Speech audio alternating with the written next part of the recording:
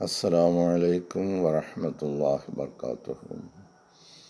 أشهد أن لا إله إلا الله وحده لا شريك له وأشهد أن محمدا عبده ورسوله. أما بعد فأعوذ بالله من الشيطان الرجيم. بسم الله الرحمن الرحيم. الحمد لله رب العالمين الرحمن الرحيم مالك يوم الدين. إياك نعبد وإياك نستعين. اهدنا الصراط المستقيم صراط الذين أنعمت عليهم غير المغضوب عليهم ولا الضالين.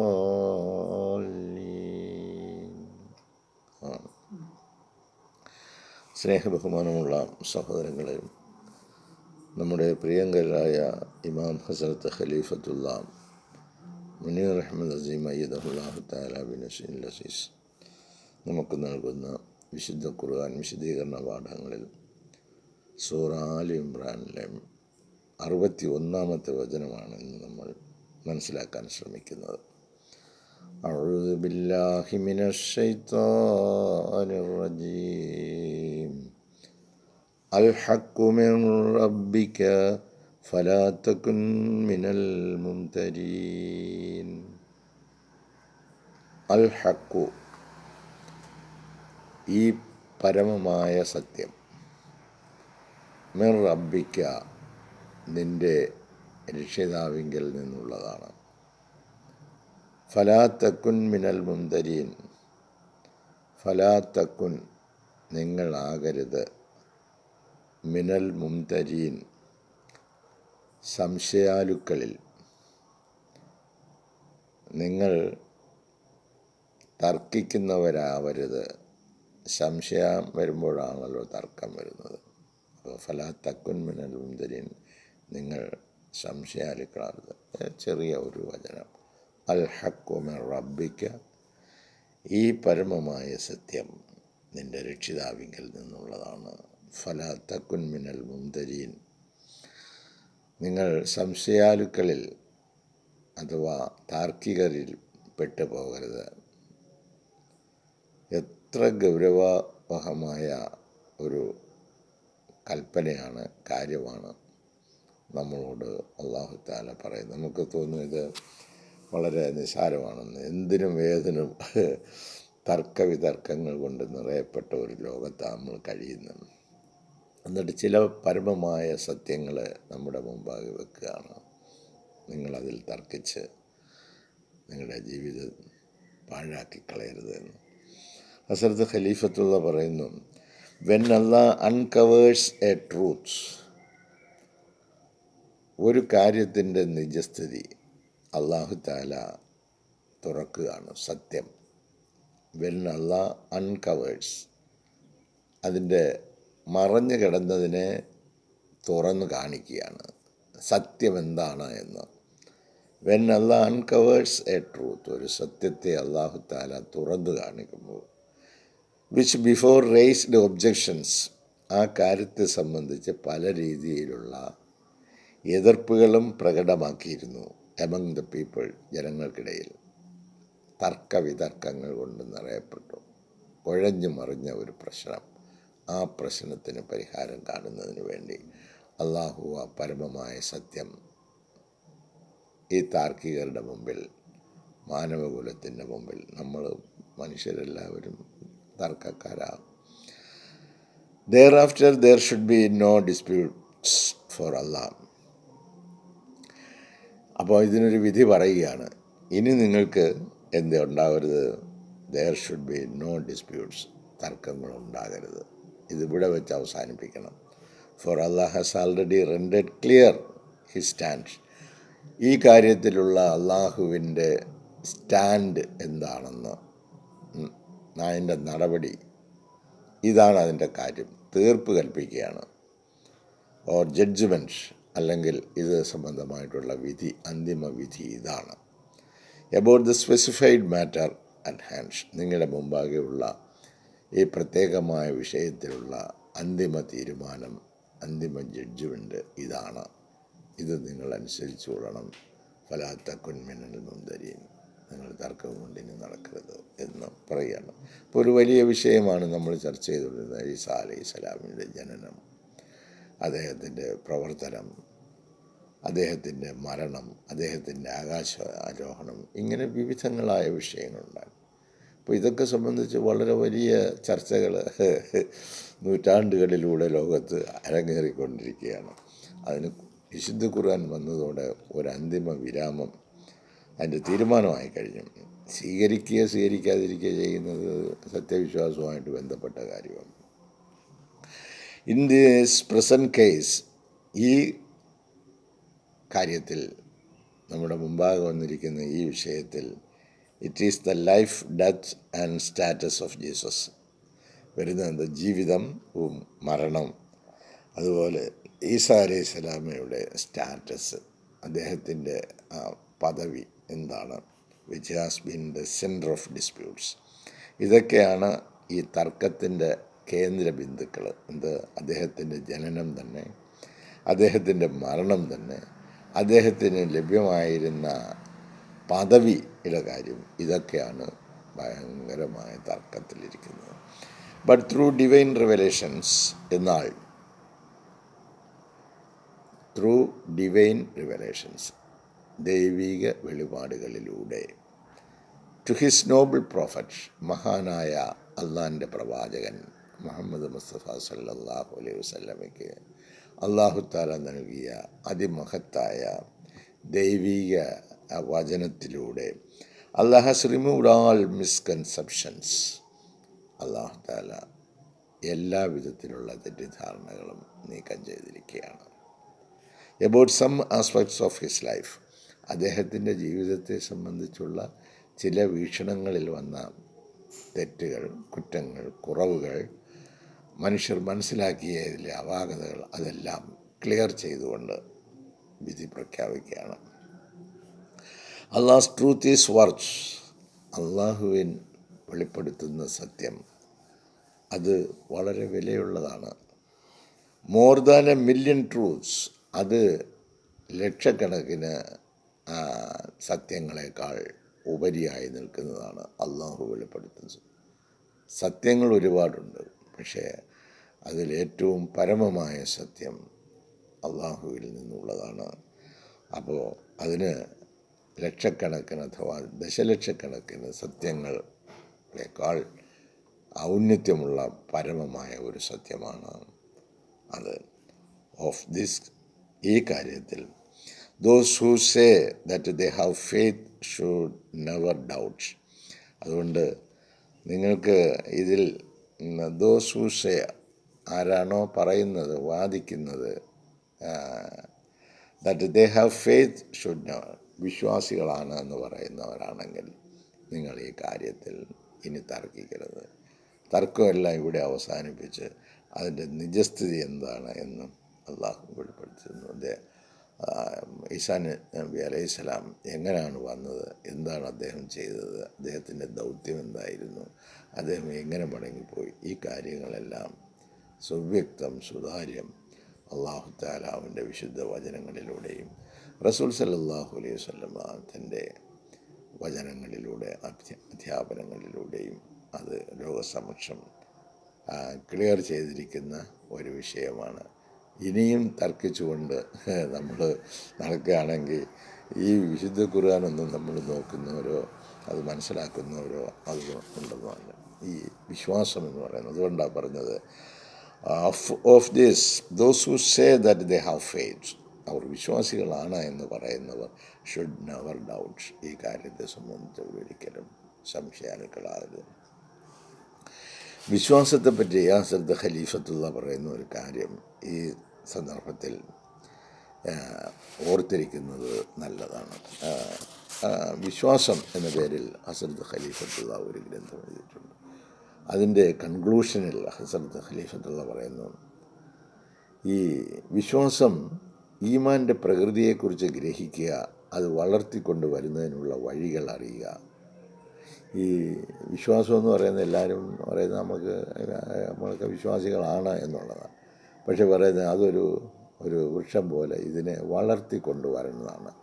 അതിനെങ്ങനെയാണ് നടേണ്ടതെന്നും എങ്ങനെയാണ് അതിന് വെള്ളം ഒഴിക്കേണ്ടതെന്നും എപ്പോഴാണ് വളം ചേർക്കേണ്ടതെന്നും എങ്ങനെയാണ് അതിനെ ഫലഭൂയിഷ്ടമായ നിലയിൽ അതിനെ വളർത്തിക്കൊണ്ടുവരുന്നതെന്നും നമ്മൾ അറിഞ്ഞിരിക്കണം. ഇത് ചുമ്മാതെ ഏറ്റവും വാല്യൂ ഉള്ള ഒരു സാധനം ചുമ്മാ നമുക്ക് കിട്ടിയത് എന്ന് കരുതുന്നതിൽ ഇത് വളരെ മൂല്യവത്തായ ഒരു കാര്യമാണെന്നാണല്ലോ പറയുന്നത്.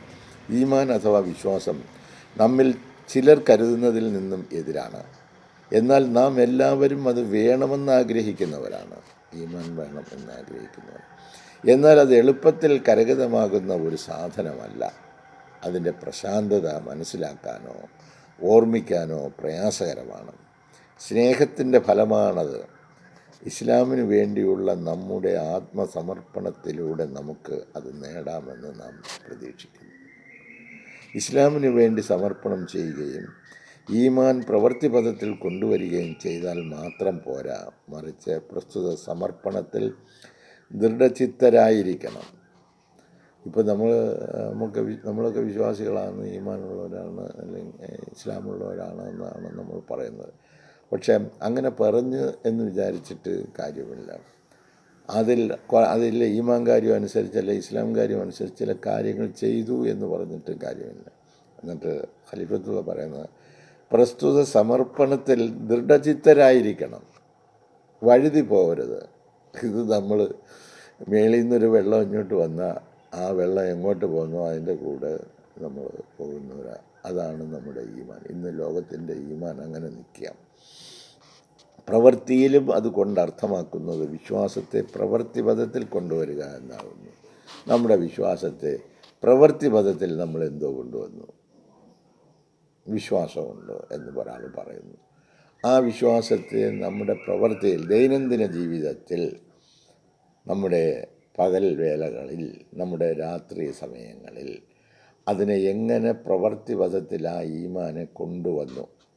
ഇത് മഹത്തായ ഒരു പോരാട്ടമാകുന്നു.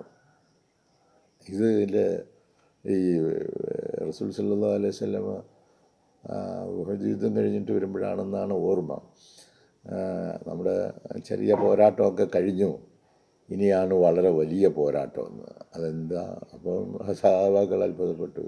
ഇതിനേക്കാൾ വലിയ പോരാട്ടം അത് നമ്മുടെ നെഫ്സിനോടുള്ള പോരാട്ടമാണെന്ന് പറഞ്ഞു. അപ്പോൾ ഇത് മഹത്തായ ഒരു പോരാട്ടമാകുന്നു. നമ്മുടെ നെഞ്ചകങ്ങളിൽ വിശ്വാസം ഉയരുകയും താഴുകയും ചെയ്യുന്നു. നമ്മുടെ ഈ കാലഘട്ടത്തിലെ നമ്മുടെ വ്യക്തിപരവും സാമുദായികവുമായ വെല്ലുവിളി ഇതാകുന്നു. അതായത് നാം മുസ്ലിം എന്ന സ്ഥാനത്ത് നിന്നും മൂമിൻ എന്ന സ്ഥാനത്തേക്ക് എത്തിച്ചേരുക എന്നതാണത്. നമ്മളൊക്കെ മുസ്ലിങ്ങൾ എന്ന് വേണേൽ പറയാം. മുസ്ലിം പട്ടികയിൽ നമ്മുടെ പേരൊക്കെ എഴുതി വെച്ചേക്കാം. പക്ഷേ മൂമിൻ എന്ന അവസ്ഥയിലേക്ക് നമ്മൾ വരണം. അതാ പറയുന്നത്, അൽ ഹഖ്ഖു മിർ റബ്ബിക ഫലാ തകുൻ മിനൽ മുംതരീൻ. നിങ്ങൾ സംശയാലുക്കളാകരുത്, നിങ്ങൾ തർക്കിക്കരുത് എന്ന നിലയിൽ അത് പറഞ്ഞു. പരമമായ സത്യം വന്നു കഴിഞ്ഞിരിക്കുന്നു. ഇനി ഇതിനൊന്നും തർക്കിച്ചിട്ടൊന്നും കാര്യമില്ല. മൂമിൻ എന്നാൽ യഥാർത്ഥ വിശ്വാസി എന്നാകുന്നു അർത്ഥം. അതുകൊണ്ട് അർത്ഥമാക്കുന്നത് നമ്മുടെ ഹൃദയങ്ങളിൽ നിന്ന് എല്ലാവിധ സംശയങ്ങളും നീങ്ങിക്കഴിഞ്ഞിരിക്കുന്നു. ഉന്നതമായ ധാർമ്മിക മൂല്യങ്ങളുടെ ആവശ്യകത നല്ല വ്യക്തിത്വത്തിലൂടെ, നല്ല രീതിയിലൂടെ ഉദാഹരണ സഹിതം വിവരിക്കേണ്ടതാണ്. അപ്പം നമ്മൾ ഈ ഈമാൻ വന്നു കഴിഞ്ഞാൽ നമ്മുടെ ധാർമ്മിക മൂല്യങ്ങളുടെ നിലവാരം ഉയരണം, നല്ല വ്യക്തിത്വമായിരിക്കണം. പിന്നീട് വരുന്നതാണ് ഏറ്റവും പ്രയാസം, നല്ല പെരുമാറ്റമായിരിക്കണം. ക്ഷമയുടെയും മാപ്പിൻ്റെയും സാർവലൗകിക മാനവികതയുടെയും പ്രകടനം നമ്മുടെ നിത്യജീവിതത്തിലൂടെ സമസൃഷ്ടികളിൽ കാണിക്കേണ്ടതാണ്. അപ്പോൾ ഈമാൻ ഉണ്ടെങ്കിൽ ഈ പറഞ്ഞ കാര്യങ്ങളൊക്കെ, ഒരു വാചകം ഖലീഫത്തുള്ള പറയുന്നു നോക്കൂ, ക്ഷമയുടെയും മാപ്പിൻ്റെയും കാരണം ഈ ഇത് നടപ്പിലാക്കാൻ വേണ്ടി ഇറങ്ങുമ്പോഴത്തേക്ക് ഒന്നാമതായിട്ട് ചിലപ്പം കണ്ട കോടാലിയായിട്ട് നിൽക്കുന്ന ഭാര്യയായിരിക്കും, അല്ലെങ്കിൽ മക്കളായിരിക്കും, അല്ലെങ്കിൽ ഉണ്ടാക്കി വെച്ച ധനമായിരിക്കും. അപ്പോൾ ഇതിൻ്റെ എല്ലാം മുമ്പിൽ ഒരു വലിയ വജ്രായുധം നമ്മൾ എടുത്തു വെച്ച് വെക്കുക, എന്താ? ക്ഷമ.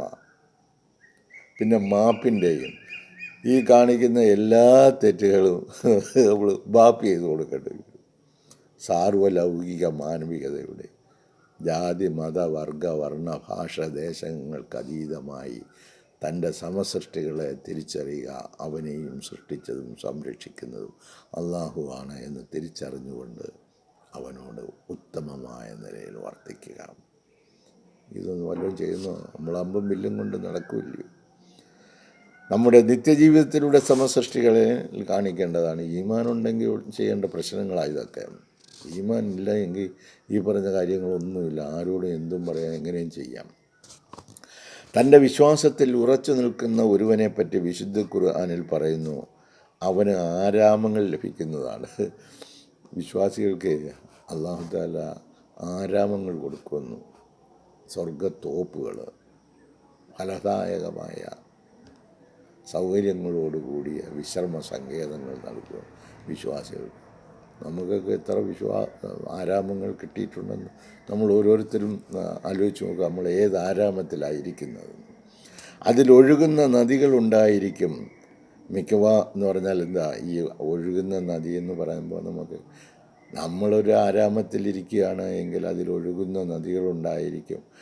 അപ്പോൾ അവിടെയുള്ള എല്ലാത്തിനും ഒരു സമാധാനവും ശാന്തിയും ഒരു കുളിർമയും സന്തോഷവും നൽകുന്ന ആരാമങ്ങളൊക്കെ നമ്മളിലൂടെ ഉത്ഭൂതമായി വരണം. അല്ലാഹു തആല വിശ്വാസികളെ അഭിസംബോധന ചെയ്യുന്നത് അല്ലയോ സത്യവിശ്വാസികളെ എന്നാകുന്നു. വിശ്വസിക്കുക എന്ന വാക്ക് ദൈവം ഉപയോഗിക്കുന്നത് വളരെ ഗംഭീരമായ നിലയിലാണ്. ദൈവം തൻ്റെ ദാസന് ഉണ്ടാകണമെന്നാഗ്രഹിക്കുന്ന ദൃഢവിശ്വാസം എല്ലാവർക്കും സ്വായത്തമാക്കുവാൻ കഴിയുകയില്ല. ജീവിത പ്രതിബന്ധം മൂലമാണ് ഇത് സാധിക്കാതെ പോകുന്നത്. വിശ്വാസം വളരെ ദുർബലമാണ്. ഇത് പറയാൻ വളരെ എളുപ്പമുള്ള കാര്യമാണ്. അതായത് ഞാൻ വിശ്വസിക്കുന്നു, എനിക്ക് വിശ്വാസമുണ്ട് എന്ന് പറയാൻ എളുപ്പമാണ്. എന്നാൽ യഥാർത്ഥത്തിൽ വിശ്വാസത്തിൻ്റെ തത്വങ്ങൾ പിന്തുടരുവാൻ വളരെ പ്രയാസകരമാണ്. നമ്മൾ വിശ്വസിക്കുന്നു എന്ന് പറയുന്ന ഇതിലെ ഈ തത്വങ്ങൾ പിന്തുടരുക, അത് നമ്മുടെ ശരീരത്തിൽ തന്നെ ആദ്യം അത് പിന്തുടരണം. പിന്നെ ഭാര്യ, മക്കൾ, ബന്ധുക്കൾ, സ്വന്തക്കാർ, നാട്ടുകാർ, കൂട്ടുകാർ, പിന്നെ കസ്റ്റമേഴ്സ്, വ്യവസായികൾ, വ്യാപാരികളും ഒക്കെ ആണെങ്കിൽ അങ്ങനെ എല്ലാവരുമായിട്ട് നമ്മൾ ഇടപഴകി പിന്തുടരുവാൻ വളരെ പ്രയാസകരമാണ്.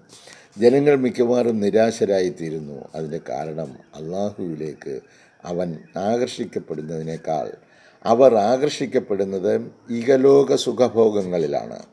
അള്ളാഹുവിൽ വിശ്വാസമില്ലാത്തവൻ അന്ധൻ തന്നെ.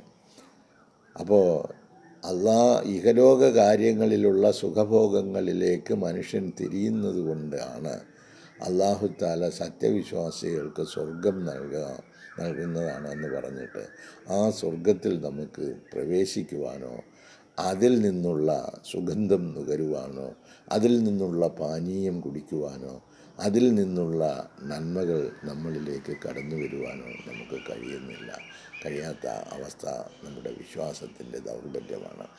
അത് തന്നെയാണ് ഇവിടെ പറയുന്നത്. ഈ അൽ ഹഖ്ഖു മിർ റബ്ബിക, നിൻ്റെ രക്ഷിതാവിങ്കിൽ നിന്ന് പറഞ്ഞ കാര്യമൊക്കെ സത്യമാണ് കേട്ടോ. അലാ തക്കുൻ മിനൽ മുംതരീൻ, നിങ്ങൾ തർക്കിച്ച് നിങ്ങളുടെ സമയം കളയരുത്. നിങ്ങൾ കർമ്മരംഗത്തേക്ക് ഇറങ്ങുക, നിങ്ങളുടെ ജീവിതത്തെ അന്വർത്ഥമാക്കി തീർക്കുക. ഐഹിക ലോകത്തും പാരത്രിക ലോകത്തും അള്ളാഹുവിൻ്റെ പ്രീതി കരസ്ഥമാക്കുന്നതിന് വേണ്ടി മാത്രം. അടുത്ത നിമിഷം നമ്മുടെ മുമ്പിൽ അവൻ വെച്ച് നീട്ടുന്നോ ഇല്ലയോ എന്ന് നമുക്കറിയില്ല. അത്രയ്ക്ക് ദുർബലരായിട്ടുള്ള ഒരു ദുർബല നിമിഷത്തിൻ്റെ മുന്നിലൂടെയാണ് നമ്മൾ പോകുന്നത്. ഏത് സമയത്തും നമ്മൾ ഈ ലോകത്ത് നിന്നും അപ്രത്യക്ഷമാകാം. അങ്ങനെ ഉള്ള ഒരു രക്ഷിതാവിൻ്റെ കരവലയത്തിലാണ് നമ്മളെന്ന തിരിച്ചറിവ് നമ്മെ നന്മയിൽ നിന്നും നന്മയിലേക്ക്, പ്രകാശത്തിൽ നിന്നും പ്രകാശത്തിലേക്ക്, വലിയ വലിയ പ്രകാശങ്ങളിലേക്ക്, ഈ തമസിൽ നിന്ന് നമുക്ക് മുക്തി നേടുവാൻ അവൻ കാണിച്ചു തന്ന ഈ വഴിയല്ലാതെ മറ്റൊരു വഴിയില്ല. അല്ലാഹു തആല മാനവകുലത്തിന് സന്മാർഗ ദീപം കത്തിച്ചു വച്ചിരിക്കുന്നു. ഇന്നത്തെ ഇതാ പ്രഭാതം വരാൻ പോകുന്നു. സൂര്യൻ ഈ ഭൂമിക്ക്, ഈ ജീവജാലങ്ങൾക്ക്, അവൻ്റെ സൃഷ്ടികൾക്ക് അനുഗ്രഹമായി മാറുന്നത് പോലെ രാത്രിയിൽ തണുപ്പും വെള്ളവും സുഖവും സൗകര്യങ്ങളും ഒരുക്കി നമ്മളെ നിദ്രയിലേക്ക് ആനയിക്കുമ്പോഴും അല്ലാഹു തആല ഈ മാനവകുലത്തിന് വെളിച്ചം നൽകുന്നതിന് വേണ്ടി ഒരു ചന്ദ്രനെ പ്രകാശിപ്പിച്ചു കൊണ്ടിരിക്കുന്ന കാഴ്ച നമുക്ക് സന്ധ്യാസമയങ്ങളിലും ഒന്ന് വീട്ടിൻ്റെ മുറ്റത്തേക്ക് ആ അന്തഃപുരങ്ങളിൽ നിന്നൊന്ന് ഇറങ്ങി നമ്മൾ ഇരുന്ന് ഈ ആകാശത്തിലേക്കൊന്ന് കണ്ണു നട്ട് നോക്കുകയാണെങ്കിൽ ഈ പരമമായ അവൻ്റെ യാഥാർത്ഥ്യങ്ങളൊക്കെ നമുക്ക് കാണാൻ കഴിയും. മറ്റുള്ളവരെ ദുഷിച്ചും മറ്റുള്ളവരുടെ പോരായ്മകൾ പറഞ്ഞും കളയുന്ന ആ സമയങ്ങൾ ഈ പ്രകൃതിയിലേക്ക് കണ്ണ് ഓടിച്ച് നിൽക്കുകയാണെങ്കിൽ നിങ്ങൾക്ക് ഒരുപാട് പരമമായ സത്യങ്ങൾ കണ്ടെത്താൻ കഴിയും. അല്ലാഹു സുബ്ഹാനഹു തആല അവനൊരു അത്ഭുത സൃഷ്ടാവ് തന്നെയാണ്. അവൻ സൃഷ്ടിച്ചിട്ടുള്ള സകലത്തിലേക്കും നോക്കുവാനും കാണുവാനും അവൻ്റെ മഹത്വത്തെ പ്രകീർത്തനം ചെയ്യുവാനും അവൻ ഉദ്ഘോഷിക്കുന്ന വിശുദ്ധ വചനങ്ങൾ എന്നെന്നും മന്വർത്ഥമായി ആകാശത്തിൽ നിൽക്കുന്ന സൂര്യനെ പോലെ, നക്ഷത്രങ്ങളെ പോലെ, ചന്ദ്രനെ പോലെ നമുക്ക് കാണാനൊക്കുന്ന ഇത്രയൊക്കെ കാര്യങ്ങളാണല്ലോ. അതുപോലെ പ്രകാശപൂരിതമായി അത് നിലനിൽക്കും. നമ്മൾ അതിനെ ഇരുട്ടാക്കാൻ ശ്രമിച്ചാൽ അത് ഇരുട്ടാകത്തില്ല എന്നതുപോലെ നമ്മൾ എല്ലാം വഴിയാത്രക്കാരാണ്. ഈ യാത്രയിൽ നമുക്ക് വേണ്ട കാര്യങ്ങളൊക്കെ നമ്മൾ എടുക്കുക, വേണ്ടാത്തതൊക്കെ നമ്മൾ വലിച്ചെറിഞ്ഞിട്ട് വേണ്ടുന്ന കാര്യങ്ങൾ എടുത്തുകൊണ്ട് സഞ്ചരിക്കുവാനും അങ്ങനെ അവൻ്റെ തൃപ്തി കരസ്ഥമാക്കി ഐക്യലോകത്തും പാരിത്രിക ലോകത്തും സന്തോഷകരമായ ഒരു ജീവിതം ഒരുക്കി വച്ചിരിക്കുന്ന സൃഷ്ടാവിന് പ്രണാമങ്ങൾ അർപ്പിച്ചുകൊണ്ട് ഞാൻ ഈ വാക്കുകളിലൂടെ അവസാനിപ്പിക്കുന്നു. ഇൻഷാ അല്ലാഹ് അല്ലാഹു തൗഫീഖ് ചെയ്യുകയാണെങ്കിൽ നാളത്തെ പ്രഭാതത്തിൽ അടുത്ത വചനവുമായി നമുക്ക് ബന്ധപ്പെടാം. ജസാക്കുമുല്ലാഹു അഹ്സനൽ ജസാ. അസ്സലാമു അലൈക്കും വറഹ്മത്തുള്ളാഹി വബറകാതുഹു.